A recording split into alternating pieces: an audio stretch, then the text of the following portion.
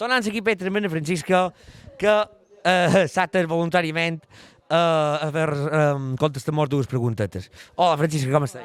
Hola, bon dia. Va bé. Mem, tu m'has dit que has muntat aquest tinglado, que això és un mercadet solidari. Com funciona això? Això és un mercadet solidari per l'associació contra el càncer.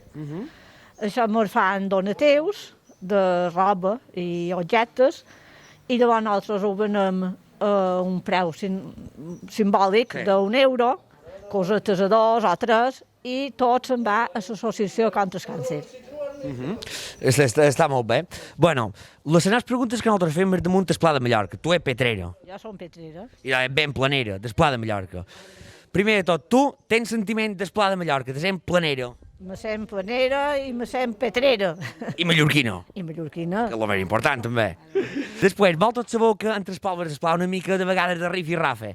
Tu me sabries dir, Petra, amb quin poble se duen bé, però no del tot?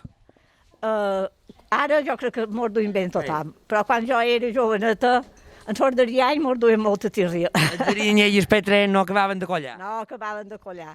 Quan venien arianyers per Petra, ens topaven els Petrers.